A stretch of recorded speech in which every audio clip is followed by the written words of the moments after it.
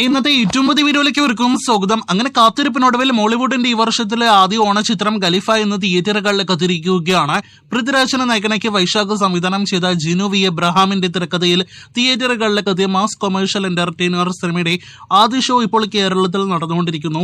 സിനിമയുടെ ആദ്യ പകുതിയുടെ അഭിപ്രായങ്ങൾ വന്നു കഴിഞ്ഞിരിക്കുകയാണ്. സിനിമയുടെ ആദ്യ പകുതിക്ക് തന്നെ എബോ ആവറേജ്, ഡീസന്റ്, പോസിറ്റീവ് തുടങ്ങിയ അഭിപ്രായങ്ങൾ നേടിയെടുക്കാനായിട്ട് കഴിഞ്ഞിരിക്കുകയാണ്. പൃഥ്വിരാജും അതോടൊപ്പം തന്നെ ജെയ്ക്സ് ബിജോയാണ് ആദ്യ പകുതിയുടെ പ്രധാനപ്പെട്ട പോസിറ്റീവ് ഘടകങ്ങൾ.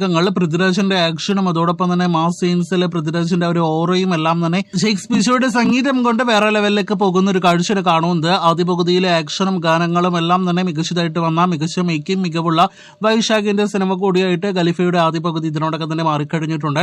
എങ്കിൽ പോലും കഥാപരമായിട്ട് വലിയ പുതുമയൊന്നും തന്നെ അവകാശപ്പെടാനായിട്ട് ഖലീഫയുടെ ആദ്യ പകുതിക്കില്ല എന്നതാണ് സിനിമയ്ക്ക് എബോ ആവറേജ് അഭിപ്രായങ്ങളിലേക്ക് പോകാനായിട്ട് കാരണം. എന്തായാലും രണ്ടാം പകുതി തീരുമാനിക്കും ഖലീഫ എന്ന സിനിമയുടെ വിധി എന്താണെന്ന്.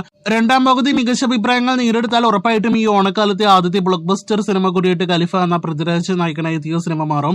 സിനിമയിൽ ഒരു കാമിയോ റോൾ ഉണ്ട് എന്ന് നമുക്ക് എല്ലാവർക്കും അറിയാമല്ലോ. ആ കാമിയോയുടെ എൻട്രി രണ്ടാം പകുതിയിലാണെന്ന് ഉറപ്പിക്കപ്പെട്ടിരിക്കുന്നു. ആദ്യ പകുതിയിൽ തന്നെ വലിയ ബിൽഡപ്പാണ് ആ കാമിയോയ്ക്ക് ഇതിനോടൊപ്പം തന്നെ സിനിമ നൽകിയിരിക്കുന്നത്.